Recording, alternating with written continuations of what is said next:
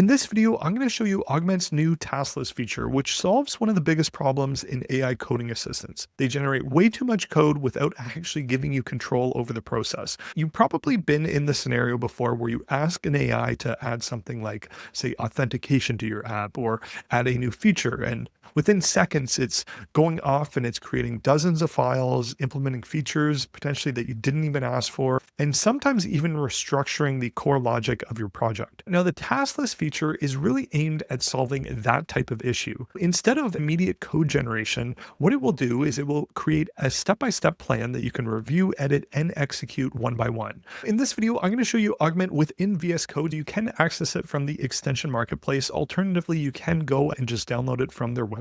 Now, just a brief overview of Augment itself. Within here, we have access to agent, chat, as well as remote agents. We can send off parallel requests to the remote agent if we'd like, where it will run within the cloud for different tasks that we want to ask of it. In this video, I'm going to be focused on primarily the agent capability. What I'm going to ask for is something relatively broad, and that can be interpreted in a ton of different ways. I'm going to say, let's add in authentication to my application. I'm going to kick off that task. Now, the first thing that Augment is going to do is it's going to perform the retrieval of what's within our current project. It's going to recognize that there isn't any form of authentication set up within the project. Because of that, what it's going to do is it's going to create a task list of all of the component pieces that are involved with setting up authentication within our project. Just to go through what the agent has done, I see you have a fresh Next.js application with TypeScript, Tailwind CSS, but there's no existing authentication set up. I'll help you add a comprehensive authentication system. Let me create a plan for implementing authentication using modern best practices. Within here, what we'll see is it's created a task list for itself. And within the task list, we have set up the authentication infrastructure,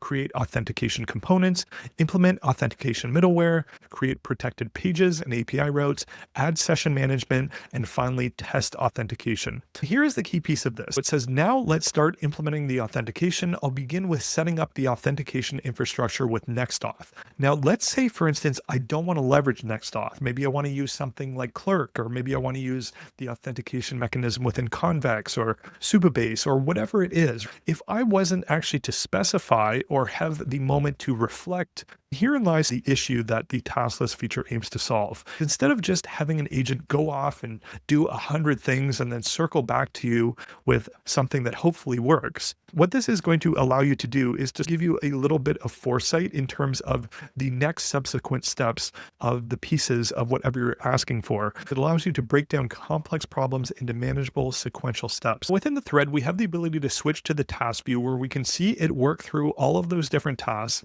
And additionally, what you can do within here is if I expand all the tasks out, let's say instead of leveraging Nextauth, I wanted to use Supabase directly, for instance, and use the Supabase SDK, let's say. What I can do at any point is I can go and edit any of the tasks. Now, additionally, what you can do within here is you're going to be able to see all of the different subtasks. Say, for instance, I don't want it to test the authentication flow because maybe I plan on doing that myself. I can just remove that task, and it's very flexible in how you want to leverage it. Now, you do have the ability to enable auto modes. If you do have a lot of confidence in what you're asking of the agent, you can turn that on and you won't need to approve everything. But in this case, I'm going to approve everything just to make sure that it is continuing on the path and it doesn't go in a direction that I don't want it to go in. Now the agent is going through and it's creating a number of different files. Here it's creating all of the relevant React components for our application. We have a sign up form, a logout form, a login form. We can see it set up our middleware. We can see it's going through and it's setting up all of the relevant pages for authentication. We have the login page, the sign up page.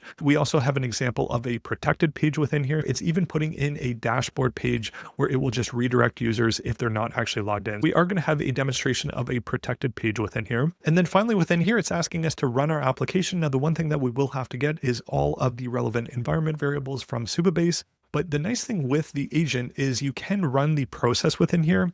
And if there are any errors when it does actually run this, we should see it doesn't have the relevant information like it needs from Supabase. It will actually have the context where it will circle back to us and let us know that we do have to set up that final piece of getting those environment variables. And then finally, what the agent is going to do is it's going to check the task list, make sure everything is complete. And then once it's determined that it is complete, it's going to go through and give us a summary of everything that is done. I'm not going to read through all that we just saw it do, but the one key piece of this that I do like with the platform is it will give us next steps. In terms of the next steps, it says go and create a Supabase project, update the .env.local with your actual Supabase credentials, configure the authentication settings within your Supabase dashboard, and then finally go and run npm dev to test the complete authentication flow. So now I've spun up a quick Supabase instance just for demonstration's sake. I'm going to go to app frameworks. I'm going to copy the environment variables, and then I'm going to put them within our .env. I'm going to start our development server. I don't see any errors here. And so here is the example application that it's set up for us. And now if I go and sign up here, for instance, I see it's creating an account, and we see check your email for the confirmation link. And now if I check my email, I see I have this confirmation for our sign up. I'm going to confirm the sign up here. And here we go. It did work. Everything is working. Now there is a double navigation, which is a simple fix. We can go and we can update that. But within here, the key piece of this is the example of the protected route that it created. And now just to quickly demonstrate the protected route, if I open up an incognito browser, I can go to the dashboard page. I can see that it is correctly sending us to the login page. So I won't be able to access anything within this page here.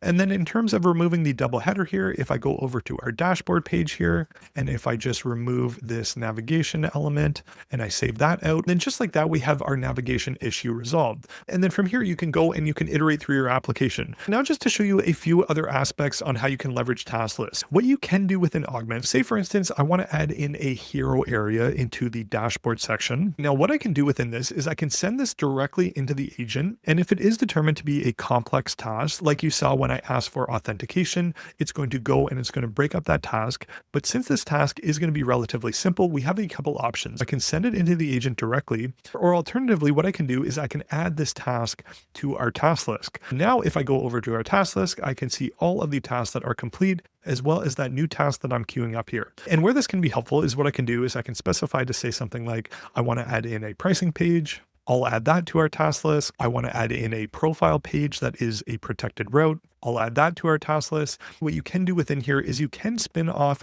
each task one by one if you'd like. If you want to have a little bit more granular control over what the agent does, and this is something that I do see as a common complaint, is as projects get more and more complicated, you do have to be a lot more mindful about the changes that are occurring. Because if you just spin off the agent and ask it to do something, a lot of different platforms, if not really optimized, can definitely go and create a bit of a mess in terms of your projects. And the really nice thing with this is you're going to be able to structure everything that you have in mind. But additionally, what you can do with this is you can also connect it to something like Jira or Linear, where you can take a ticket from Linear and the agent can determine, okay, is this particular ticket something that I need to break up into individual tasks? What it would do is just like you saw here, it will go and it will split those tasks apart, just like you saw within the authentication feature. But overall, that's pretty much it for this video. I really encourage you to check out Augment. It is probably one of the most elegant solutions out there. If you found this video useful, please comment, share, and subscribe. Otherwise, until the next one.